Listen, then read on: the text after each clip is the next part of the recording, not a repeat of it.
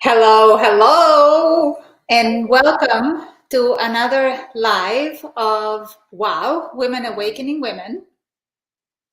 Um, to all of you that already know us, thank you and welcome back.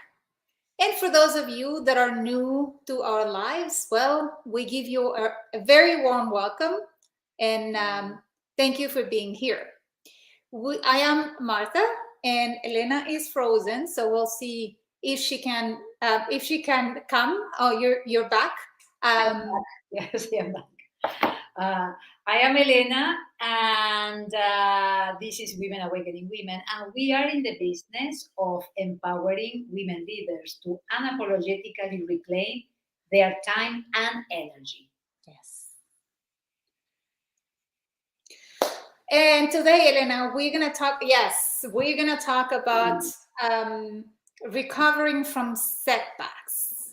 And why it is important to talk about setbacks and to talk about recovery time from setbacks. Well, I would like to ask our audience, anyone that is watching us live or on a replay, how perfect your lives are and how everything you plan goes exactly as you have planned it.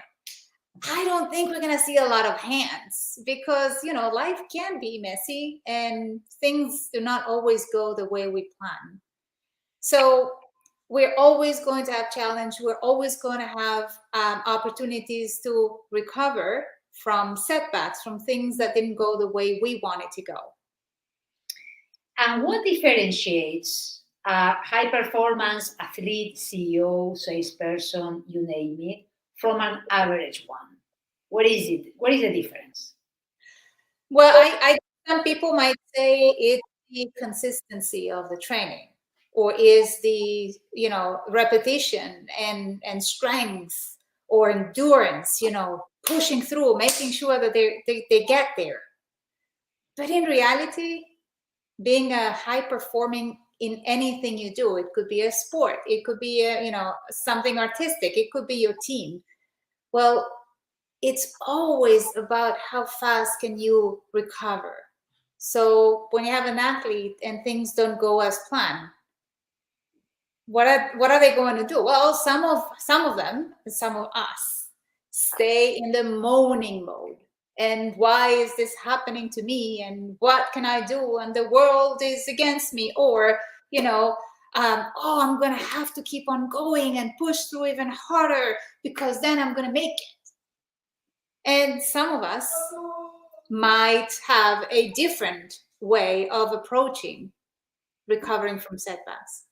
Yeah, sometimes our default reaction is I cannot be happy because I am bad, because you are bad, because the situation is bad. So I will be happy when and if. And our perspective about happiness is that happiness is an inside job. So, Yeah. what does that mean? If I ask you, Martha and audience, were you happy the last hour? We tend to think about what happened to us. I received a good news. I accomplished something. I ate something delicious, whatever. Well, it might be that you spoke with someone, you connected with someone. It could be at home, it could be over Zoom, it could be at work. Yeah, and then I was happy. And if I ask you, what were the emotions that you feel during the last hour? If you tell me that you felt joy, expansion, compassion, innovation, positive emotions, I would say you were happy. If you tell me I was sad, I was shameful, I was angry, I was afraid, you were not happy. So, how can we shift from negative emotions to more positive emotions, thus prompt and enabling happiness? Well, there might be, yes. It's a matter of training, and I wanted to, but before answering that question, I also wanted to say, sometimes people might think that um, not looking or not stopping or not seeing the negative emotions and trying to come back with false positivism is the way to go. But this is not what we're saying. Yeah, this is not. We believe that pain is information. So something went wrong. Or our favorite example, I put my hand on the stove that is turned on by the way, I get burned. So I get the information and I take my hand away and I prompt a series of actions or um, experiences. I don't need to leave my hand on the stove 2 days or 3 days to receive the info. A second suffices. So we are not saying not being attuned what is going on outside. We are saying take the information and do something different. That is what Yeah. we are saying. So it's and not and positive. and Elena, it is also about understanding that the negative emotions will continue to happen. So it's Yes. not like, it's not like negative emotions don't exist anymore. We're not going to think about it. We're not going to do anything about them. We're going to simply ignore it. Absolutely not. This is about understanding what's the message that we're getting through a negative emotion. And being able to shift. That's why, really, when we talk about mental fitness and creating some muscles in your brain to be able to identify, okay, I am feeling awful. And from this experience of awfulness, I see very little possibilities. The world is overwhelming, uh, and I am at the mercy of whatever is going outside because we believe that happiness is an inner job. Once we are able, that's why we need to be alert.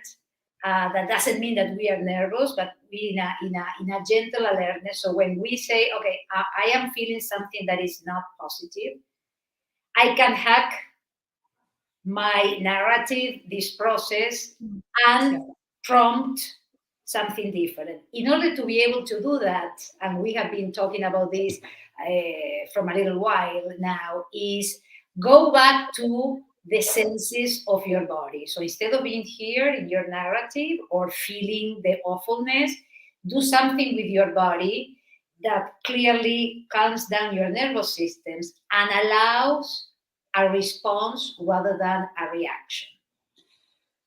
So in a way, what you're saying is let's create a pause, even if it's a really short one Yes. between the trigger, that negative emotion. I'm mad. I had a bad day. The numbers are not where I want them to be. The company is not doing great. I had an argument with my husband, my wife.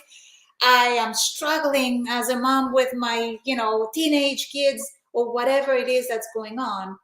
Take a really short but meaningful pause to recover from that setback.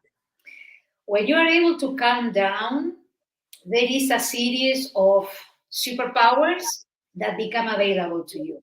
Yes. You can emphasize with yourself, empathize with yourself and with others rather than bad, bad, bad. You are able to feel a little love for yourself and others. You are able to explore, and wherein your anthropologist has had, what is going on, what is at stake here, what happened, what are resources that are available. You can innovate and find connections and resources that are not available to us when we are here with a very small world because we are feeling bad. We are able to privilege what really is important, what are the things that we need to focus on, and what are things that maybe we don't need to devote that much time and attention. And we can activate a response that is really effective that is from a place of greater understanding and calmness rather than responding from the anger. So basically, Yeah, is what we are talking about. absolutely. And I think you just say something that is so important, because sometimes when we say, well, let's take a pause, means that then we do nothing, right?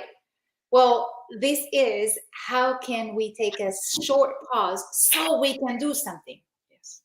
Which might be different from what we were thinking of doing. So when we have a negative emotion, and we get all those emotions, usually negative, because something didn't go the way we planned, we had all those emotions running in our body, we tend to go in automatic and do what we always do. So if I always get mad, or if I always yell, or if I always shut down, well, we tend to do those things because that's our normal response.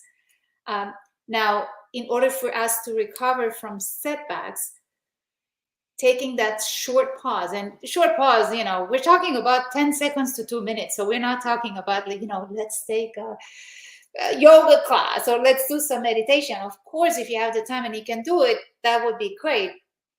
But we usually don't have that time. Things are happening in real life, and we have to be able to recover in the moment. Can Now, you share, Martha, a couple of tips of, okay, I am in the middle of the mess, I am starting to get triggered, or I am already mad, and I catch myself and take a minute or a second or 10 seconds to do what? well, the first thing I do, and I think, and it helps me most of the times, is to take a couple of deep breaths.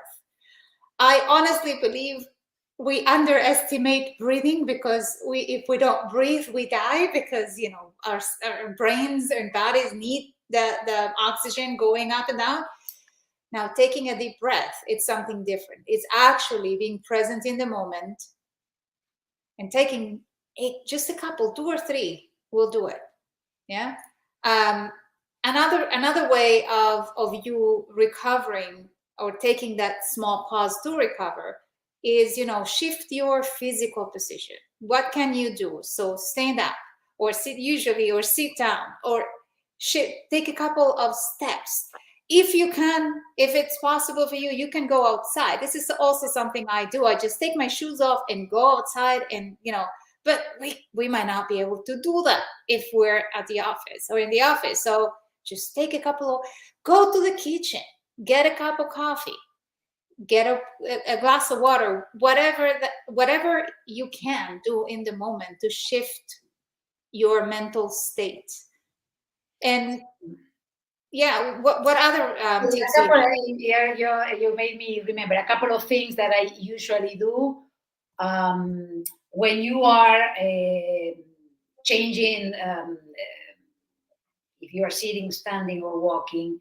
Be mindful of, because many times we tend to collapse, and when we are getting angry, mad, we tend to really collapse. So we don't breathe properly. So be mindful of your spine, Yes. as straight as possible, so you really have space to breathe.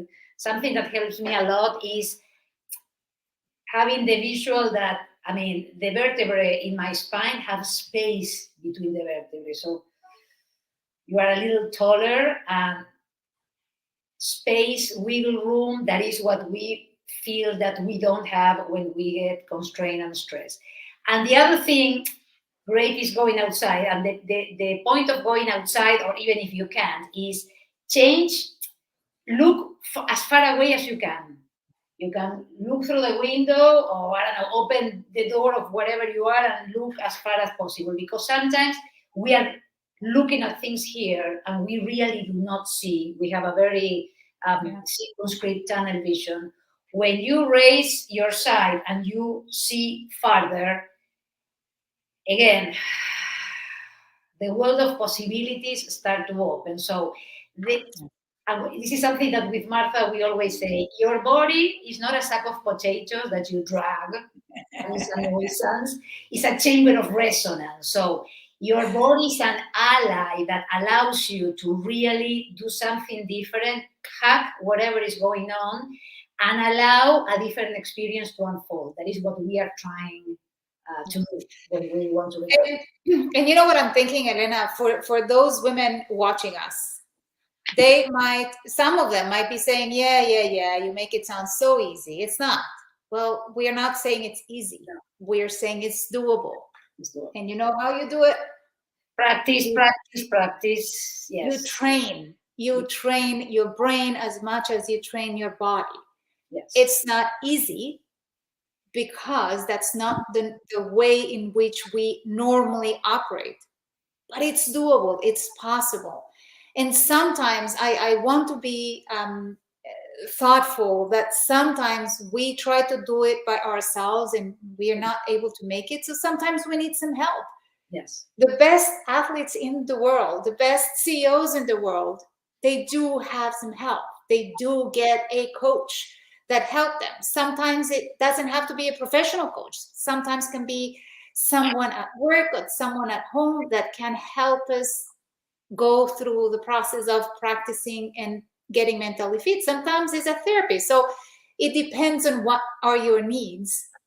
You might not be able to do it alone. So look for someone to be there to support you, to guide you, and to cheer you, and a little bit challenge you to do your training, to complete your training on a daily basis. We live our lives with a piece of our brain. There is much more there. So when we start to practice, there is much more available.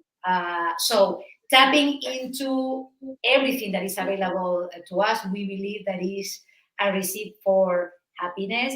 And we truly believe that success may or may not lead to happiness.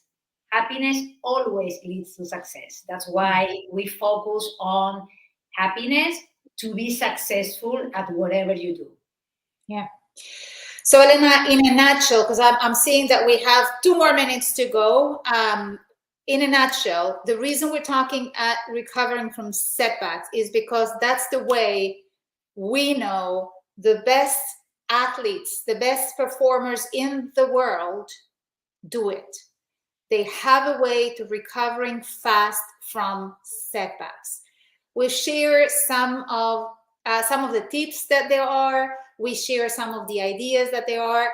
We're not saying it's super easy. We're saying it's possible, and we're here to support you. So you're going to see a link below this video that you can click, and you can send us your email to receive more information, more tips and tricks that might help you recover faster and achieve happiness every day. We also believe that, happiness is an inside job, and it starts with you and practicing, becoming a lot more strong in the way that you manage your emotions and you recover from setbacks. Next month, we are unfolding the topic of gratitude that is very commensurate with everything that we are talking today, in preparation to have a grand end of the year and a grander beginning of the year. And there is also a link between gratitude and happiness that we will explore. So, Elena and everyone else, thank you so much for joining us. Thank you so much for investing your time in yourself. We are here to help you, to support you. And so please reach out if you have any questions, if you have any suggestions, if you need help. You can also reach out for additional materials. And we wish you an awesome month of October. Thank you very much. Thank you. See you next month.